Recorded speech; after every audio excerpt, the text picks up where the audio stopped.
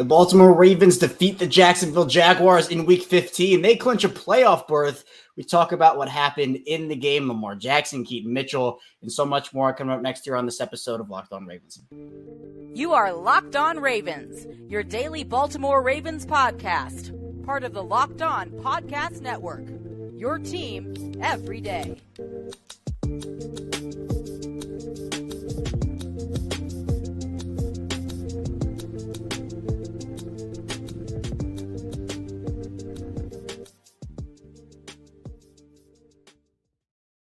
Welcome into another edition of Locked On Ravens, your daily Baltimore Ravens podcast. I'm your host, Kevin Oestreicher of Ravens Wire, here with you, of course, as always on Locked On Podcast Network, your team every day. Thank you so much for being here and making Locked On Ravens your first listen each and every day. And I mean that because it's now 12 a.m. Eastern time here on Locked On Ravens. Are free and available all podcasting platforms. That includes in usement, video form, and audio form, wherever you get your podcasts. Today's episode of Locked On Ravens is brought to you by LinkedIn.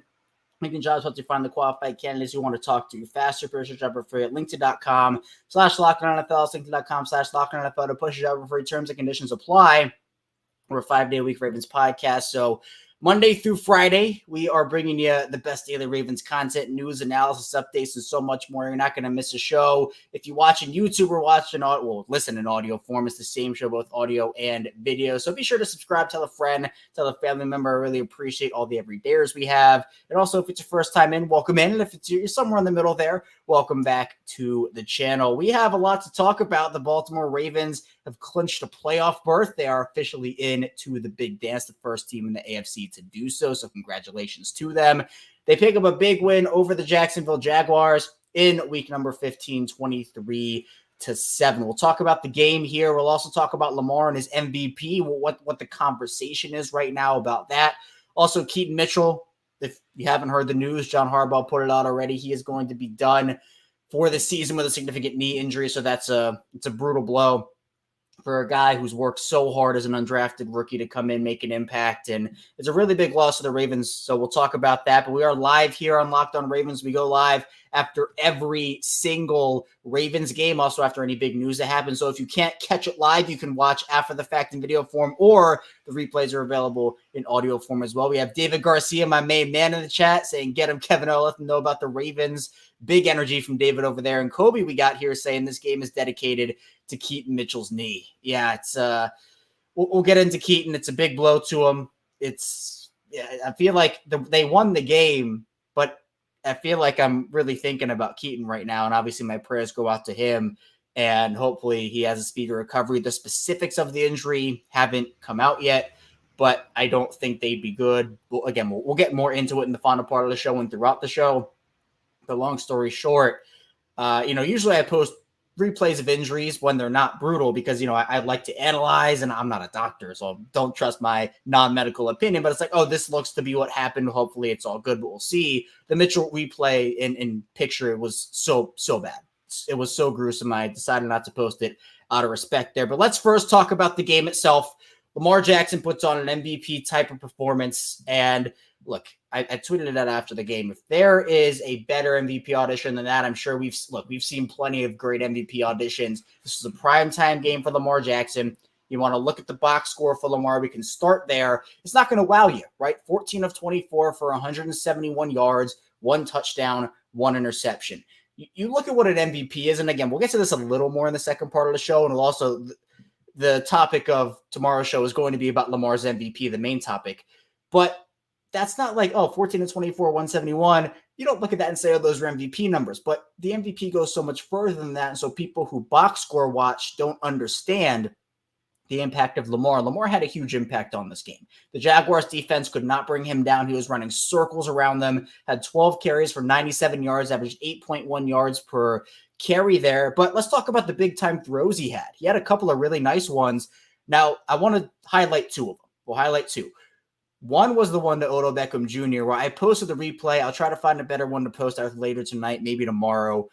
But Lamar is contorting his body one way, and we've seen him do this a lot this year, right? He contorts his body one way and then just absolutely flings the ball. He flings it to Odell in the air, body pointing towards the sideline, and Odell comes up with it at first, but then he kind of rolls and drops it. one of the best throws of his career.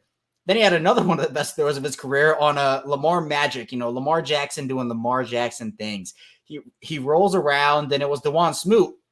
If you remember, if you've been listening to me for a while on Locked On Ravens, we talked about DeJuan Smoot a couple times on this show because there was reported interest between Smoot and the Ravens, and Smoot ended up going back to Jacksonville. I think he used the Ravens for leverage maybe. DeJuan Smoot, Lamar kind of ducks under him, and I'm doing my Lamar ducks under him, and we've seen him do it a lot, but then he throws up a ball, and it was a risky throw. I'm not saying it was the safest throw ever, but Isaiah Likely, shades of Mark Andrews, right? Just comes down with the ball, jumps up over two guys. It was reminiscent of, remember that Browns game a couple of years ago when Lamar and Mark Andrews had those couple of crazy plays? Similar to that. It was incredible. So Lamar does things where and Chris Collinsworth, I think Chris Collinsworth, Chris Collinsworth, he's had a lot of questionable takes, some questionable opinions, but I thought he put it really well towards the end of the game if you were still listening at that point, because Terry McAuley decided to go on a rant for about 10 minutes about how Calvin Ridley scored a touchdown he didn't score, a clear and obvious touchdown, which clearly was not obvious. But he said that, look, you can't box Lamar Jackson in, right? MVPs, he's not gonna beat everybody in passing yards, interceptions, passing touchdowns, whatnot. But you see Gus Edwards vulturing scores from him. The Ravens aren't a 50-time-a-game pass team. This is a type of game where the Ravens, again, lean on their defense. The offense had a couple of inconsistencies here or there, but for the most part, they controlled the ball well, and the defense obviously played lights out here against a Jacksonville team that, man, just unbelievably I was honestly kind of disgusted, for being honest, watching Jacksonville. Jacksonville is a team that, I don't know. Jacksonville to me felt very, I don't know what it was. I'm kind of at a loss for words. I'm trying to find the right one. Jacksonville to me was very sloppy, I guess. I used it for the Ravens. I'll use it here too. Jacksonville was very sloppy in this game. Multiple drops. Trevor Lawrence did not look good, right? There were multiple different plays here where you think about it and like, oh, well, the Ravens probably should have had like a 15-yard game put up on them by Jacksonville, but it didn't happen. And look what happens. They take advantage. Trevor Lawrence, he just dropped the ball one time. He did it twice, actually. Once was a little more forced than the other. But I don't know. I just felt like Jacksonville was sloppy all across the board on offense, multiple breakdowns defensively. And against that Ravens team, you can't do it. You have to play a near perfect game for the most part against that Ravens team to have a shot. Jacksonville did clearly quite the opposite, and the Ravens, they made them pay multiple different times. So a lot of this has to do with Lamar. I was super impressed with Lamar over the course of the game here. And you talk about what he did. I mean, the wide receivers didn't really do a lot, right? I mean, Isaiah Likely, he was the beast of this one, 5 for 70. Rashad Bateman got going early, a couple of big receptions for him, 3 for 39. But then Charlie Kohler, 1 for 15. Keaton Mitchell had 2 for 15. Odell and Zay Flowers combined for 2 for 21. So those two didn't really get it going, but the Ravens still win the way that they're winning. And we haven't really seen, I'd argue, the Ravens put together a full 4 quarters outside of Seattle and outside of Detroit on offense. So very impressive there. Let's talk about the defense for a little bit here, though. Cal Hamilton comes back, has multiple big plays. He is a difference maker. He is a playmaker. I mean, he's someone I'm laughing because his impact, I read the stat out last week. When Hamilton was in the game, the Ravens allowed, I believe, was right around 4 yards per play. When he was out, it was right around 7. He's that big of a player. He had a couple of big-time run stops where you can't leave Hamilton unblocked off the edge. You just can't do it. Teams keep making the mistake. A couple of huge pass deflections. He is long. He is physical. He's somebody you have to take into account, and I think Baltimore did a really, really good job of doing so. Other than that, you see Roquan Smith with 6 tackles. Marcus Williams had one of the plays of the game where he kept who caught the ball? I can't remember who caught it. Was it Calvin Ridley? I can't remember who got the ball, but regardless, Marcus Williams keeps the Jaguars receiver in bounds on a play where the Jaguars should have spiked it. Again, just super sloppy by Jacksonville. Terrible decisions. Marlon Humphrey had a huge hit. Arthur Millette was beat deep. He passed off Jamal Agnew on that deep touchdown, which kind of feels like the first deep touchdown the Ravens have given up all season. But, I mean, look, you hold Jacksonville to 7 points. Jacksonville, I'm a little lower on Jacksonville than most, if we're being honest, but I still think they're a pretty solid team. And so the Ravens go and they clinch a playoff berth here. Some of the team stats that impressed me. Baltimore goes and holds Jacksonville to 3 of 13 on third down. That was really huge. The Ravens had 9 more first downs, and they held the ball for about 10 more minutes, 9 more minutes than Jacksonville did. Both teams had the same amount of penalties. But the key is that Jacksonville went 0 for 3 in the red zone. The Ravens went 2 for 5. So the Ravens, not that they went 5 for 5, wasn't a great red zone day, but they capitalized. And this Ravens red zone defense, which I believe came in number 2 in the league in conversion percentage, they held Jacksonville to that 0% mark at 0 for 3. So big game for the Ravens, big playoff berth clinching win. And coming up in the second part of the show, we'll be talking about the Ravens and the playoffs, but also diving a bit more into that Lamar Jackson MVP conversation. So be sure to stay tuned. We'll come right back here. We'll look at the chat a little bit as well. Got a lot to dive into in this episode of both this Locked On Ravens live edition coming to you again after that Ravens win over the Jacksonville Jaguars. First, though, this episode of Locked On Ravens is brought to you by LinkedIn. And these days, it's really important to, if you're a small business, find the right tools and have the right people in your corner. And if you're hiring for small businesses, you want to have as many top-tier candidates as possible to interview. That's why you have to check out LinkedIn Jobs. LinkedIn Jobs has the tools to find the right professionals for your team faster and for free. And it's really important, again, to have a lot of great team members on your side, really. And LinkedIn's helped me a ton, whether it comes to finding jobs, networking. It's really an inclusive database that has so many different options. And it's really important also to have quality candidates to both interview and hire. And LinkedIn makes it really easy to find them. LinkedIn isn't just another job board. LinkedIn has a vast network of more than 1 billion professionals, which make it the best place to hire. Hiring is easy when you have that many quality candidates. So easy. In fact, 86% of small businesses to get a qualified candidate within 24 hours. LinkedIn knows that small businesses are wearing so many hats and might not have the time or resources to hire. Thankfully, with LinkedIn, the process is intuitive, quick, and easy. They even just launched a feature that helps you write job descriptions, making the process even easier and quicker. Post your job for free at LinkedIn.com/LockedOnNFL. That's LinkedIn.com/LockedOnNFL to post your job for free. Terms and conditions apply.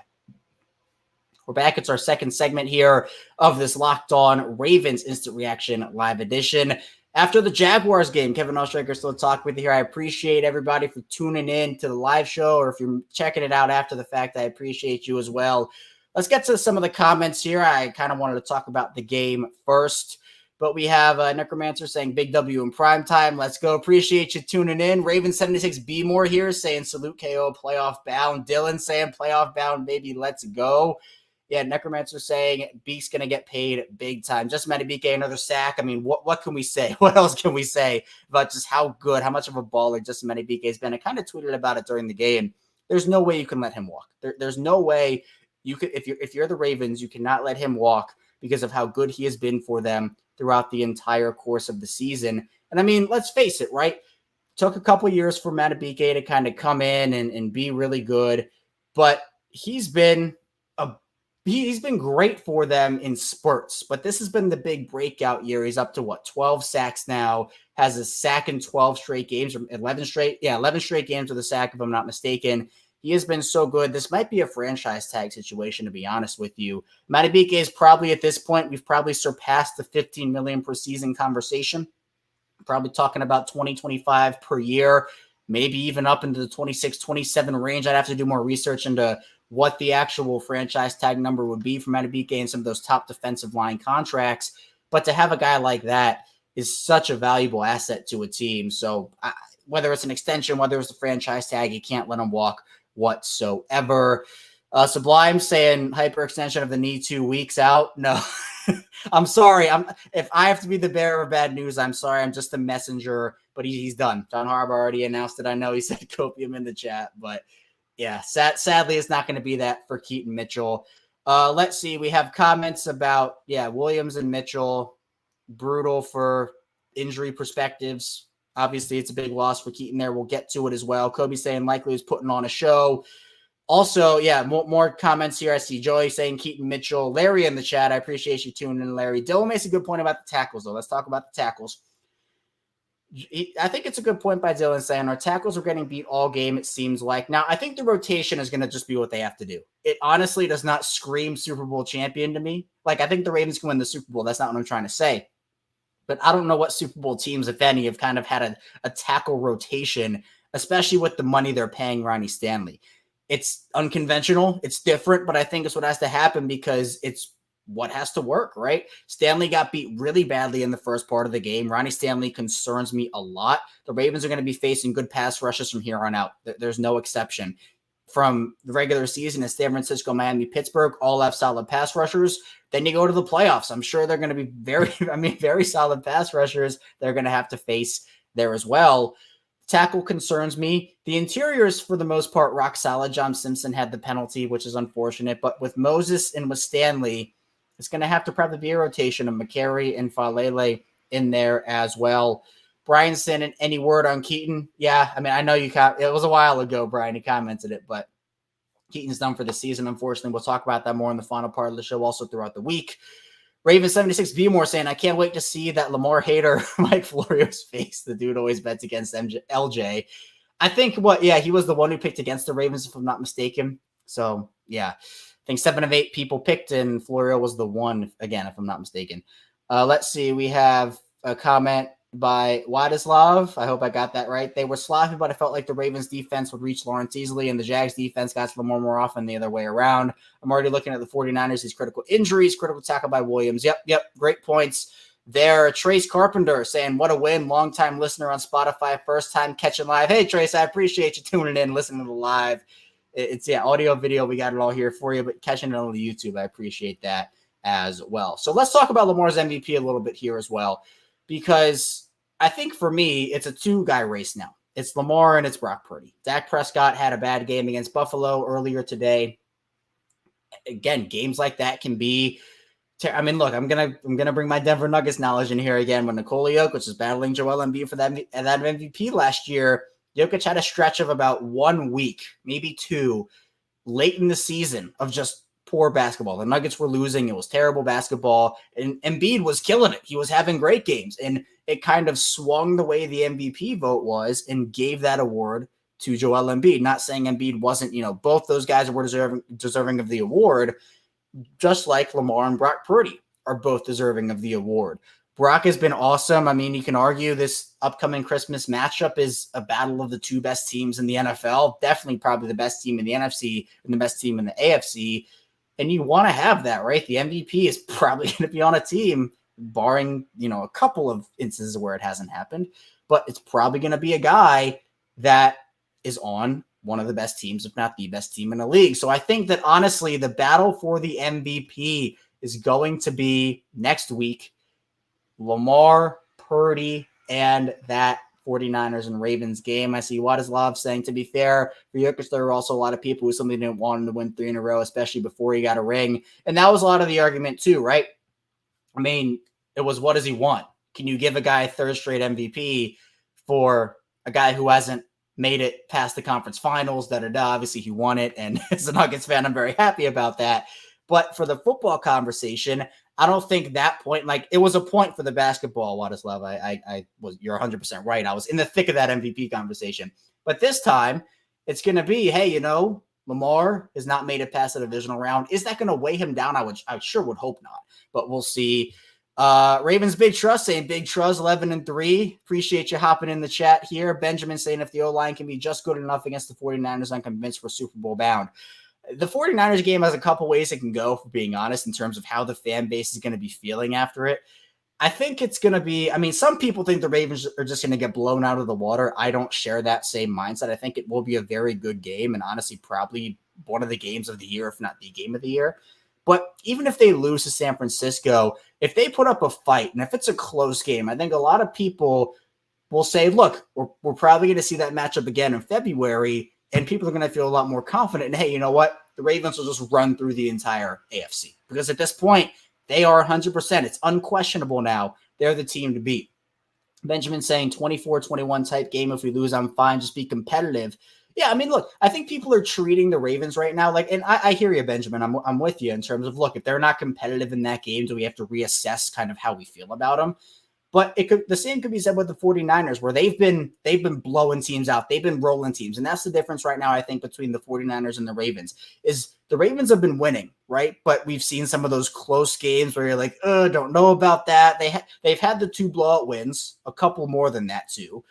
But for the 49ers have just looked so dominant in every aspect, more consistently, I think, on the offensive side of the ball than the Ravens on the offensive side of the ball. And that is where I think when you look at what Baltimore and San Francisco have to offer, people might be picking San Francisco. So we'll see.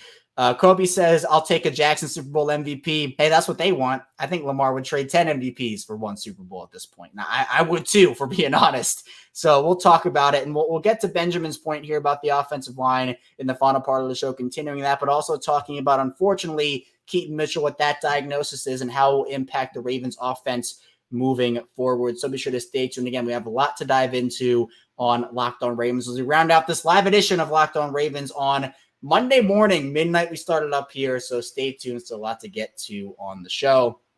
First, this episode of Locked On Ravens is brought to you by FanDuel Sportsbook. And look, if you were betting on this Ravens and Jaguars game on FanDuel, pick the Ravens to win, pick the Ravens, you're feeling pretty good. But as the weather gets colder, the NFL offers, they stay hot over on FanDuel. Right now, new customers get $150 in bonus bets with any winning $5 money line bet. That's $150 if your team wins. If you've been thinking about joining FanDuel, there's no better time to get in on the action. The app is super easy to use too. There's a wide range of betting options that include spreads, player props, over-unders, and a lot more. So, hey, Isaiah Likely, you bet on him. I think you're living large right now. Or maybe if you bet on that Gus Edwards anytime touchdown, you probably have a lot of good things going as well. And the app, again, great over there. You can get a lot and you can win some money over there on FanDuel. So visit FanDuel.com/lockedon. Kick off the NFL season. FanDuel, official partner of the NFL. We're back rounding out Locked On Ravens. Kevin Oestreicher still talking with you here live on late Sunday night, technically early Monday morning, as the Ravens clinch a playoff berth as the number one seed in the AFC. They still have to clinch that one seed, but they still stand there at 11-3. They win 23-7 over the Jacksonville Jaguars. I appreciate everybody who's tuning in live here. It's late. It's late. You could be going to bed, getting ready for the day, but if you're with me, I appreciate you. I also appreciate you if you're with me after the fact, audio form, video form. Be sure to subscribe, follow along for 5-day-a-week Ravens content. So we'll come right back at you tomorrow, 6 a.m. Eastern time. It's a long work night for me, but 6 a.m. Eastern time, we'll be coming back talking about Lamar Jackson's MVP. And then throughout the week, we'll also have an episode about Keaton Mitchell. We'll also talk more about, for this Ravens team at least, what they can do moving forward. We have a lot of comments here in the chat, which I'm going to be getting to as well. I want to first start with Benjamin's comment, though. The version of Lamar is built for the playoffs, just need the offensive line to hold up. It's true. Because, look, even when the offensive line gets beat, Lamar's been so patient. One of the things I've been most impressed with about Lamar this season has been the patience, where I think sometimes, and this happens with just young players, right, over the course of the first couple years of a career, what tends to end up happening is, if the internal clock is sped up, it becomes panic mode. They force a throw. They make a bad decision. I think, he had the one bad decision where he could have picked up the first down on the ground. And then I think, who was it? Rayshon Jenkins came and picked off Lamar. Great play by Jenkins, but Lamar just should have probably seen that and ran for it. But other than that, the patience we see him kind of maneuvering, stepping up, stepping back in the pocket, and he's been hard to bring down his entire career. But this year, out of any other year to me, he has been the hardest to bring down that we've ever seen. And that's kind of scary to think about, because even when Ronnie Stanley loses badly, if Morgan Moses loses badly, if there's interior pressure, sure, he's going to get sacked sometimes. He can't do it all the time. But he's the hardest player to bring down in the NFL, and it's not even close. Ravens Big Trust saying, thank you for the content. I subscribed. I appreciate the subscription. It means a lot to me. We're building up here on Locked On Ravens. We have a lot of great communities going on. Gut Wall Street saying we can beat the 49ers 100%. I'm with you, Gut. We 100% can do it. If you're the Ravens. Darth Zorn saying, I think Mitchell done for the season with an ACL. I haven't seen the official injury diagnosis. If it has come out, I'll peruse through Twitter quickly here. But at the end of the day, he's done. John Harbaugh already said it, and I'm sure we'll get the extent of the injury probably tomorrow when Harbaugh's talking. Maybe we won't, but we'll probably get a report. It's brutal. It's tough, and we'll talk about Mitchell in a couple minutes here. Trey saying Lamar's MVP to lose. Yeah, it could. I think, I read that one, but yeah, Lamar's MVP to lose. Benjamin saying Harbaugh said he's out for the year, most likely. Yep, gave me Dobbins vibes. Mitchell was going crazy. He's so explosive, so quick, and it's honestly so hard because you talk about the read option with Mitchell and Jackson. You got to pick your poison. And I think on those plays, the defense is so drawn to Keaton Mitchell and trying to bring him down. We see Lamar kind of break it out. Usually it's to the right side of the offensive line, right? He has that hole right across, right between the right tackle and the slot. he just, boom, he cuts it there and he gets like 10, 12 yards. And then when teams try to shut that down, you leave Keaton Mitchell one-on-one. He can burst through a hole, and I thought he showed a lot of potential today. But again, depending on the severity of the injury, I think this probably jeopardizes a lot of Keaton Mitchell's 2024, which is honestly probably the worst part. Like you would love to have him for the playoffs. You would love to have him for the rest of the regular season. But if it's a torn ACL, it could be a multi-ligament injury. So if it's an ACL, MCL, PCL, whatever, you're probably looking at he's probably coming back around this time next year. Maybe he would miss all of 2024. Some player, it's recovery, right? Keaton Mitchell's young. His body probably heals a little quicker. But it's based off recovery time. So he's going to miss all of this season, depending on what the injury is, which I don't know at this point. Could be very far into 2024 before he returns as well. Jeff saying for the number one seed, still got to beat Miami, but with Cleveland's record, how good they're playing right now, they're actually scaring me more than any other team to sneak up on Baltimore. I mean, yeah, look, you talk about that, Jeff. I mean, Cleveland, Buffalo's a team that looks really good right now. I don't want to see them. I think Baltimore can beat anybody, but those are teams that are just tough teams, right? Like I'd feel much more confident playing a Houston or a Denver or a Jacksonville, right? But the Ravens are going to have to be battle tested. You want to win a Super Bowl, you got to beat the best. So we're going to see what happens. Dylan saying who will be running back 3, and Benjamin saying probably will promote Gordon. Probably Gordon, maybe Owen Wright, maybe an outside signing. I'll have to look after the stream at what running backs there would be. I'm sure it's just going to probably be internal, though. I'd assume it's probably going to be Gordon, and that will be what it is. Darth saying just glad Mitchell's a rookie for a lot of time for next season. I mean, hopefully he's back by then. Darth's also saying thinking the Niners will win big. Dare I say it? Niners are invincible. They're not invincible, Darth. Don't have that mindset. Baltimore's the best team in the AFC. San Francisco's the best team in the NFC. So we'll see how it happens. Colin saying how we see the Ravens offense change with the injury to Mitchell. More of justice, definitely more justice. He's the closest to Keaton. I mean, he's not Keaton, but he's the closest. Has the speed, has the elusiveness, but it's not Keaton speed. It's not Keaton elusiveness. And I think that's what hurts the most, where Keaton's just like, I mean, he turns it up to 10, right? He's at 10. He just goes zoom, and you see him. Justice isn't as fast as Keaton, isn't as elusive, but he has more of a power element, I guess, as well. Benjamin says this Ravens team needs the 1 seed more than 2019. Need guys to get healthy, so we need that bye. I mean, yeah, it's rest versus rust. I'd assume the Ravens would play their guys in the last game of the season, unlike they did last year. So that's a big conversation point as well. So we'll see. Kobe saying in 2024, we'll have Hill and Mitchell still under contract. Depending on severity of the injury, we need to add a running back via the draft. Yeah, I agree. Running back will be a conversation point, whether it's free. I mean, Derrick Henry has hinted that maybe it's his last year in Tennessee. Maybe we can revisit that conversation. That'd be fun, wouldn't it? But yeah, it'll be a lot. Trace saying the read option with Mitchell is lethal. Even the smallest holes get him on the outside. It was almost always a first down. Yeah, awful. Gut saying, do the players vote for MVP? No, it's a panel. Trace says it. It's a panel of guys who vote for it. The top 100 list is voted on by the players. The MVP itself is not. Jeff saying Devonta Freeman. That's Jeff. You're my man for saying that. Bring in Devonta Freeman. That's what I'm talking about. For those who aren't familiar, Devonta Freeman's an inside joke I have with Kadri Ismail, who we have on every week, mostly on Fridays. And I'm a big Devonta Freeman guy, although he's not helping right now. Benjamin saying the Niners' weakness on defense is the secondary, so if we can get the pass game going with Bate, Odell, and Zay, that would be key. Yeah, they lost. They lost star safety. Who was their safety lost? Talona Hufanga, however you say it. They lost the safety. I have to forget his name right now. He's so good. But yeah, Darth saying the Niners still scare me. I can see the Ravens losing on them, but win out the rest. Honestly, the Niners game, as I've been talking about here on the show, is the least important game of the season. They can lose. It'd be awful. I mean, I hate for them to lose, but you talk about Miami and Pittsburgh, those are conference games. Again, I rank out losses in tiers. The worst loss you can have is a divisional loss, right? I mean, you can't end up saying, oh, we're going to win the division, then go 0-6 in the division, right? You got to win the division based off of either win-loss or division record. Baltimore right now, big division. It's probably theirs to win, to be honest, but we'll see. I think Cleveland is the one, again, that scares some people. Then you have the conference loss. Can help with seeding if you have a good conference record. Then the non-conference loss. 49ers are a non-conference team. It is the loss that matters the least if it were to happen. Miami would matter more and Pittsburgh would matter more, to be honest. Yep, Kobe, exactly. If you drop a game, it should be the 49ers, 100%. Colin asking thoughts on Lamar and MVP standings. Stash unlike other players, but most valuable player for a team by far. Hope people understand that. Yep, I've said it before, Colin. I'm with you. If you talk about the actual 3 words, most valuable player. Who is the most valuable player to their team? A lot of players could qualify, Mahomes and Burrow and Allen, whoever you want, McCaffrey, Donald, right? But I think Lamar Jackson is 1,000% the most valuable player. And we've seen it in action. We have seen it literally these past 2 seasons, what the ceiling and what the floor is for a Lamar Jackson team versus a non-Lamar Jackson team with the Ravens. And it's not good when he's not out there. Brandon saying sign 92 long-term. Legendary Ravens players wearing 92. Nada. Yep. Haloti Nada. Shout out to him. You gotta bring him back in the building. You have to do it. Kobe, losing to Miami and Pittsburgh would hurt our chances more for the number 1. If they lost outright after San Fran, if they lost both those games, they probably don't get the 1, to be honest.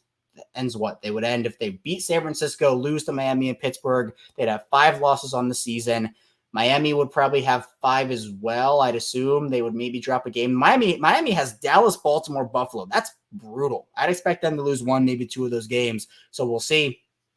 We have Nasty in the chat saying, I love Kevin Oestreicher. I appreciate you. Nasty, you've been with me for a while, so I appreciate you saying coldest dude on YouTube, my man. I appreciate that. Benjamin saying, need the Miami game to be flexed to Sunday Night Football to bank on primetime on New Year's Eve. But I feel you, Benjamin, but people have New Year's Eve plans. I think what they would do is they would probably flex it to 425. New Year's Eve would be electric. Like that, I agree with you, Benjamin. But I think people would be like, man, like, I made plans. I think 425 would be the one that would be. Gutwall saying, I love Worcestershire sauce. I don't know what that is. I know that Worcester is how that's pronounced if you're in Boston. I went to school in Massachusetts as well. Island Vibe saying, Kevin, thoughts on the offensive line? Seems like we're sticking together with duct tape and a prayer. Wish they were more healthy, specifically going into the playoffs. So we'll end with this. I think it's really important as well. The tackles are brutal. It's a really rough tackle situation with them right now. I am very, very, very nervous about the tackles. The interior, I mean, Linderbaum's played great. Kevin Zeitler's played great. John Simpson's been much better than I expected. But you talk about those edge rushers they're going to be facing from here on out, and even with Josh Allen and Trayvon Walker, they put some pressure. I mean, yeah, it's going to be tough, and they need Ronnie Stanley and Morgan Moses. And, I mean, if it's McCary, if it's Falele, whoever, they need him to step up as well. I don't really know. All right, we have a couple more comments. I'll get to those, then we'll end it. Benjamin saying, I live in California, so forgot the time difference. Yeah, it's 12:33 a.m. where we are in Baltimore, if people are listening in Baltimore right now. So California, cool 9:33 p.m. Used to live out there, so I know that time difference. Then Nasty saying, we're definitely going to make noise in the playoffs. Kevin, are you doing a show in the morning? Keep up the good work. Yep, I am. I'm doing the 6 a.m. show in the morning, so be sure to stay tuned for that. We'll talk more in depth about how Lamar's narrowed his MVP chances down even further in a good way. So we'll talk about that 6 a.m. Eastern tomorrow. Colin saying, I think other receivers need to step up. Felt like Lamar is struggling to find receivers multiple times, missing that Mandrew street ball. Hey, we saw that, Colin, with the Isaiah Likely play, but it was a good play. I can't remember who talked about it, but the offensive line and how Lamar kind of ducks in and out. I mean, the offensive line, when they protect, seems like the wideouts can't get open. Then when Lamar has pressure in his face, a guy beats his guy off the line and he's open for a touchdown. So it's just syncing up those 2 units, right? Can the offensive line block and can a wide receiver get open? I don't necessarily think guys, I mean, look, they need to step up, don't get me wrong. But at the end of the day, it's the best receiving core Lamar Jackson's had, and the offense is still new, all things considered. It's not new anymore in terms of, we're in December, but it's the first year of the offense, so there will still be some growing pains, but I do expect them at least to get open more consistently. Lebanese saying, if we can run and play defense, we're good. Plus, we got the best kicker ever. I 100%. I'm in agreement with that. Jeff saying, whatever they did with the offensive line against the Rams is to be done from here on out. It's rotation, right? They rotated guys in and out. That's exactly what they did. Bonzo saying, word for the offense. Defense can hold anyone under 20. With no Keaton, we really need Mark back. 1 seed would be huge. I'm interested to see how the offense will adjust without Keaton. We'll talk about it more throughout the week, but I hear you, Bonzo. It needs to be more consistent all the way through. Darth saying still a convincing win, 100%. Gut saying, did we get a sack tonight? They did. Justin Madubuike. Did they count it? Did they count it as a sack from Madubuike on the fumble? I think they did, right? I mean, they had to have. Because he had the intentional grounding play, which didn't count as – I'm pulling up the box score quickly, right? Madubuike had the 1 sack, so 50 sacks for the Ravens on the season. And lastly, Bonzo saying priority for San Francisco this week's not a win, just stay healthy. Auto clinch with Miami and Pittsburgh, which really makes this game not matter much. Yep, agree. Stay healthy, be competitive, And hey, who knows? We could be seeing that matchup in February. That's all I have for you here today, though, on this episode of Locked On Ravens Midnight Live Edition. Again, appreciate all the chats, all the comments, all the support.